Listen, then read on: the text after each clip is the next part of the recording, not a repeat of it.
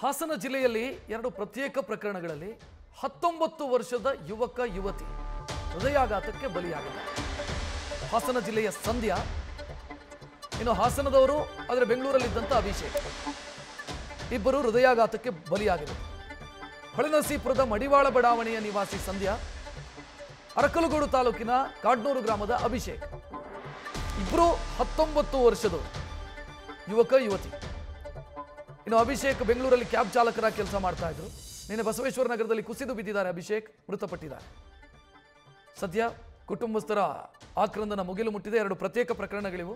ಆದರೆ ಇಬ್ಬರೂ ಕೂಡ 19 ವರ್ಷದವರು ಅನ್ನೋದು ಗಮನಿಸಬೇಕಾದಂಥ ವಿಚಾರ.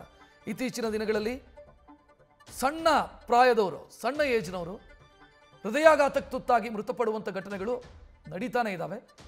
ಹಾಸನದ ಇಬ್ಬರು ಈಗ ಬೆಳಕಿಗೆ ಬಂದಿರುವಂಥ ಪ್ರಕರಣ ಸಂಧ್ಯಾ ಮತ್ತು ಅಭಿಷೇಕ್.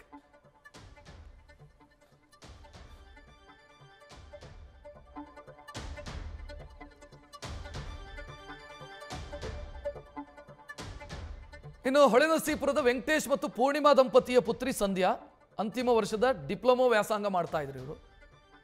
ಇನ್ನು ಇವರಿಗೆ ಆರೋಗ್ಯ ಸಂಬಂಧಿ ಸಮಸ್ಯೆಗಳಿತ್ತು ಅನ್ನುವಂಥ ಮಾಹಿತಿ ಇದೆ. BP ಶುಗರ್ ಇತ್ತು ಅಂತ 19 ವರ್ಷಕ್ಕೆ. ಇನ್ನು ಬಾತ್ರೂಮಿಗೆ ತೆರಳಿದ್ದಂಥ ಸಂದರ್ಭದಲ್ಲಿ ಅವರು ಕುಸಿದು ಬಿದ್ದು ಮೃತಪಟ್ಟಿದ್ದಾರೆ. ಬಾತ್ರೂಮ್ ಬಾಗಿಲು ಒಡೆದು ಆಸ್ಪತ್ರೆಗೆ ಕರೆದೊಯ್ದಿದ್ರು ಪೋಷಕರು. ಆದರೆ ಬಾತ್ರೂಮಲ್ಲೇ ಅವರು ಮೃತಪಟ್ಟಿದ್ರು ಅನ್ನುವಂಥ ಮಾಹಿತಿ.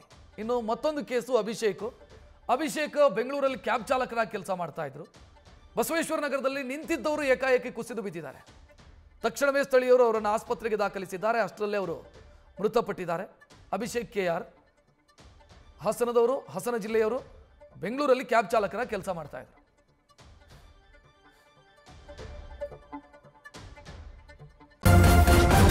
ನ್ಯೂಸ್ ಫಸ್ಟ್ ನಿರ್ಭೀತಿಯಿಂದ ನಿಮ್ಮ ಪರವಾಗಿ.